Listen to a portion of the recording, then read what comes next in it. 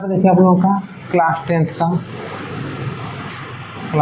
का NCERT math पढ़ रहे हैं ना। चैप्टर नंबर कौन सा आपका? थर्ड। चैप्टर का नाम क्या है? दो चर वाले रैखिक समीकरण युग्म। क्या हो जाएगा? दो चर वाले रैखिक समीकरण युग्म। दो चर वाले pair of linear equation into variables. Pair of linear equation into variables यानी क्या है कि दो चर वाले रैखिक समीकरण। अब देखते हैं दो चर वाले रैखिक समीकरण क्या है। आपको रैखिक समीकरण क्या आ जाएगा? समीकरण ऑलरेडी मैं बता चुका हूँ समीकरण किसे कहते हैं। तो रैखिक का मतलब क्या होगा कि वह समीकरण जिसमें चर राशि की जो पावर होगी, जो डिग्री होगी, वह कितना होनी चाहिए? 1 होनी चाहिए। कितना होना चाहिए? युग्म का मतलब क्या होना चाहिए कि दो समीकरण होगा। युग्म का मतलब जोड़ा। युग्म का मतलब क्या होगा? जोड़ा, जिसको हम कहेंगे पेयर। तो इसमें दो चर में रैखिक बात कहा जाएगा कि दो चर में, इसमें दो चर राशियां होंगी। क्या कितना होंगी? दो चर राशियां होंगी। कोई भी हो सकती है, X Y, Y Z, Z X, कोई भी दो चर राशियां होंगी। तो दो चर राशियां होंगी और चर राशियों की जो पावर होगी वह कितना होगा? चर राशि की जो पावर होगी कितना होगी? 1 होगी। चर राशि की पावर कितना होगी? 1 होगी। इसको हम क्या कहेंगे? हाँ। और समीकरण कितना होगा? 2 समीकरण होगा। जैसे हम कहते हैं, तो ये समझेंगे आप लोग जो चैप्टर का नाम है दो चर वाले रैखिक समीकरण युग्म, उसका क्या सेंस है। तो दो चर वाले रैखिक समीकरण का जो सेंस है वो समझेंगे कि रैखिक समीकरण क्या होता है। भाई समीकरण ऑलरेडी मैं बता चुका हूं आप लोग को। जो समीकरण होगा तो वह समीकरण जो होगा उसमें जो चर राशि की जो पावर होनी चाहिए वो कितना होनी चाहिए? 1। अब उसको घात कहिए, पावर कहिए, डिग्री कहिए, ठीक ना। तो जो उसकी घात होगी, किसकी? चर राशि की जो घात होगी वह कितना होना चाहिए? 1 होना चाहिए। युग्म का मतलब क्या होता है कि जोड़ा। इसमें दो समीकरण होंगे। कितने समीकरण होंगे? 2 समीकरण होंगे और दो चर राशि वाले होंगे। कितने चर राशियां होंगी? 2 चर राशियां। रैखिक समीकरण युग्म हम देखते हैं। पेयर ऑफ लीनियर इक्वेशन समझते हैं। पेयर ऑफ लीनियर इक्वेशन क्या होता है? हम पेयर ऑफ लीनियर इक्वेशन समझेंगे। पेयर ऑफ लीनियर इक्वेशन क्या? वह समीकरण जिसको ax + by + c = 0 के रूप में का होता है। मतलब कि वह समीकरण क्या हो जाएगा? ax + by + c = 0 के रूप का होगा। इस रूप का कोई समीकरण है तो उसको हम कहेंगे दो चर में रैखिक समीकरण। कैसे भाई? x का कोई गुणांक होना चाहिए, y का भी कोई गुणांक होना चाहिए और यह एक अचर पद होना चाहिए और इक्वल क्या होना चाहिए? 0। तो हम कहेंगे दो चर वाले। देखिए x और y दो चर है ना, तो दो चर वाले रैखिक का मतलब क्या होता है कि जो चर राशि की जो पावर होगी वह कितना होना चाहिए? 1। देखिए यहाँ पे कोई पावर नहीं है, जहाँ पे कोई पावर नहीं होती वहां पे कितनी पावर होती है? 1। तो यहाँ पे कोई पावर है? यहाँ पर कोई पावर है? नहीं है ना, तो इसकी पावर कितना है? 1। डिग्री कितना है? 1 है। तो हम कहेंगे कि ये क्या है? दो चर राशियों में रैखिक समीकरण है। रैखिक का मतलब कि पावर 1। रैखिक का मतलब क्या होता है? पावर 1। तो दो चर में रैखिक समीकरण है। इतनी बातें समझ में आई आप लोगों को? अब इसके साथ साथ हम देखेंगे कि जो a और b और c क्या है। a और b विशेष रूप से देखेंगे क्या है। तो a क्या है? ए बी जो है वास्तविक संख्याएं क्या है? c को भी ले लेते हैं। a b हम कहेंगे a b तथा c क्या है? यह रियल नंबर है। क्या है? रियल नंबर है, वास्तविक संख्याएं। बातें समझ आ गई? a b एंड c क्या है? यह रियल नंबर है, वास्तविक संख्याएं। इतनी बातें आप लोगों को समझ में आई होगी, भली बातें। उसके बाद हम देखेंगे a जो होता है नॉट इक्वल 0 होता है, b जो होता है नॉट इक्वल क्या होता है? 0 होता है। a and b not equal क्या होते हैं? 0। यानी ये 0 नहीं होने चाहिए। यदि ये 0 हो जाएगा a तो x में मल्टीप्लाई करेंगे तो पूरा 0 हो जाएगा। बाय द वे b 0 होता है तो y में मल्टीप्लाई करेंगे तो क्या होगा? पूरा का पूरा 0 हो जाएगा। तो y चर राशि गायब हो जाएगी। y चर राशि गायब हो जाएगी, नहीं रहेगी।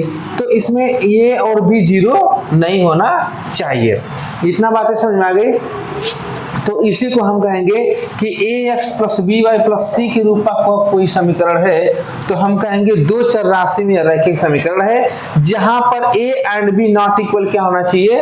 0 होना चाहिए। बातें समझ आ गई? यदि आप पूछा जाता है आपसे कि रैखिक समीकरण, दो चर वाले रैखिक समीकरण किसे कहते हैं? दो चर वाले रैखिक समीकरण किसे कहते हैं? तो बताएंगे यदि कोई समीकरण ax plus B Y plus C के रूप का है, ax plus B Y plus C equal 0 के रूप का यदि कोई समीकरण है, ax plus B Y plus C equal 0 के रूप का कोई समीकरण है, तो हम उसे कहेंगे एक चर में रैखिक, दो चर में रैखिक समीकरण। क्या बोलेंगे उसको? दो चर में रैखिक समीकरण बोलेंगे, जहां पर a and b not equal 0, जहां पर a and b not equal क्या आना चाहिए? 0। अब इसमें कोई डाउट्स नहीं ना? यहाँ पे आप समझ चुके हैं कि रैखिक समीकरण क्या होता है, क्या समझे हैं? कोई भी समीकरण ax plus B Y plus C equal 0 के रूप का है, तो उसे आप बोलेंगे क्या? रैखिक समीकरण। रैखिक समीकरण बोलेंगे, दो चर में रैखिक समीकरण बोलेंगे। क्या बोलेंगे?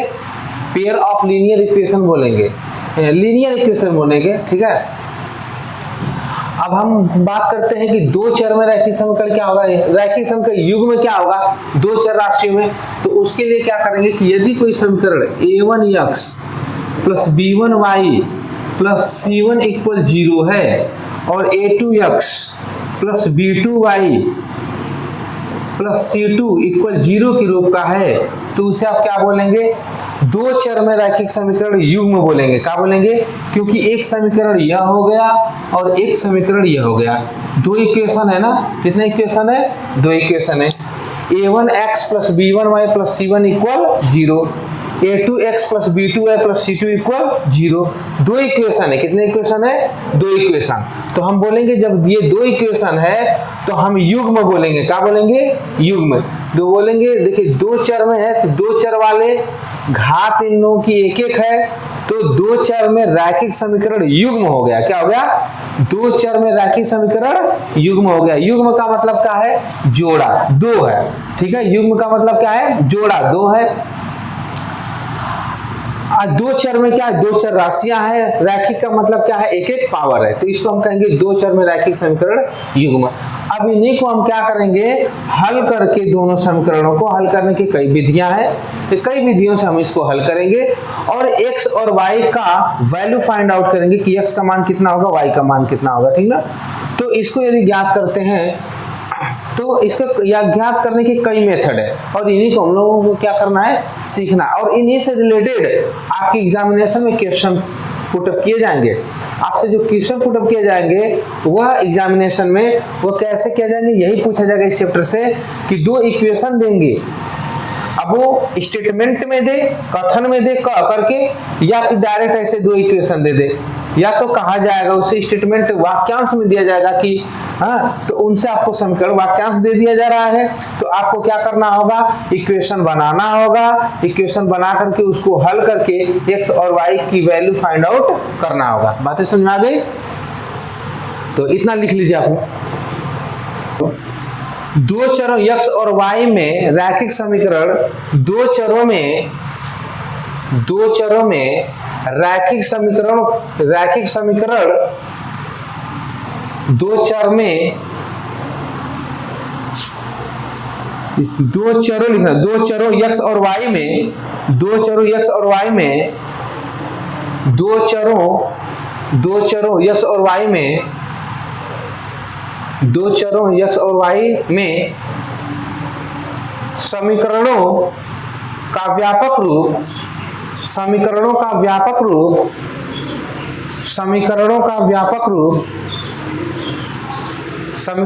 व्यापक रूप a1x plus b1y plus c1 equal 0, a1x plus b1y plus c1 equal 0 तथा a2x plus b2y plus c2 equal 0 होता है।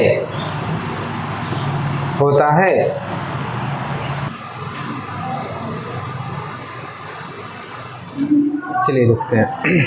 अभी हम बताए हैं कि ये दो इक्वेशन होंगे, लीनियर ऑफ पेयर इक्वेशन है, लीनियर ऑफ पेयर इक्वेशन है, pair of linear equation. Pair of linear equation में हम क्या करेंगे? x और y की वैल्यू फाइंड आउट करेंगे। तो ये किस पर निर्भर करेगा? उस इक्वेशन के जो निकाय होगा, उस निकाय की प्रकृति पर निर्भर करेगा। किस पर निर्भर करेगा? वो जो निकाय है तो उस इक्वेशन का जो निकाय, उस निकाय की प्रकृति कैसी है, उस प्रकृति पर निर्भर करेगा। निकाय की प्रकृति क्या हो जाएगी, तो इसके आधार पर हम देखेंगे।